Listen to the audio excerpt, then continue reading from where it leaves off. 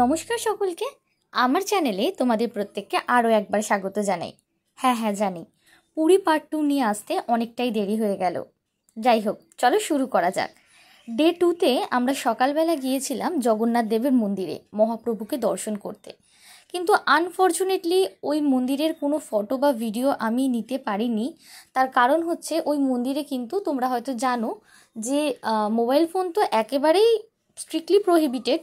তার সঙ্গে সঙ্গে যেখানে যে রুলসগুলো রয়েছে, যেমন ইন্ডিয়ান ওয়্যারই পরে যেতে হবে, এথনিক ওয়্যারই পরে যেতে হবে, তারপরে কোনো চামড়ার জুতো পরা যাবে না ইত্যাদি প্রভৃতি আরও অনেক রকমের ওখানে রুলস অ্যান্ড রেগুলেশন রয়েছে, এবং যেগুলো স্ট্রিক্টলি মেনটেন করে চলতে হয়, কারণ ওখানে হাই সিকিউরিটি জোনের মধ্য দিয়ে যেতে হয়। তো সেই জন্য আমি মোবাইল ফোন একদমই নিয়ে যাইনি, তাই আমার মনটা একটু খারাপ ছিল, যেহেতু কোনো রকমেরই কোনো ফটো তুলতে পারলাম না।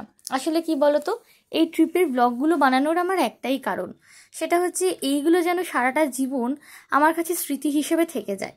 তো যাই হোক, তারপর মন্দির থেকে ফিরে আমরা ব্রেকফাস্ট করে চলে এসেছিলাম বিচে। আর এই যে একটু আগে দেখলি না যে বিচের ধারে লাইন করে সমস্ত ছাতা পাতা রয়েছে, ওই ছাতার নিচে যে চেয়ারগুলো রয়েছে ওইখানেই আমার বাবা আর ঠাকুমা বসেছিল, আর আমি, মা আর ভাই গিয়েছিলাম জলে স্নান করতে। জলে তো প্রচুর ঝাপাঝাপি করেছি। এবার ঝাপাঝাপি করে তারপর আমি একটুখানি যখন ক্লান্ত হয়ে গিয়েছিলাম তখন আমিও গিয়ে ওই চেয়ারে বসেছিলাম। এরপর কিছুক্ষণ সমুদ্রটাকে এনজয় করবার পর চলে গিয়েছিলাম রুমে। আর সেই দিনকার দুপুরে আমাদের অ্যাজ ইউজুয়াল একই লাঞ্চের মেনিউ ছিল, ভাত, চিকেন কষা আর পেঁয়াজি দিয়েছিল সেই দিনকার আমাদের খেতে। যাই হোক, তো তারপর সেই দিনকার বিকালবেলা আর খুব একটা বেরোয়নি, কারণ পরের দিন আমাদের খুব সকাল সকাল সাইট সিনের উদ্দেশ্যে বেরিয়ে পড়তে হয়েছিল।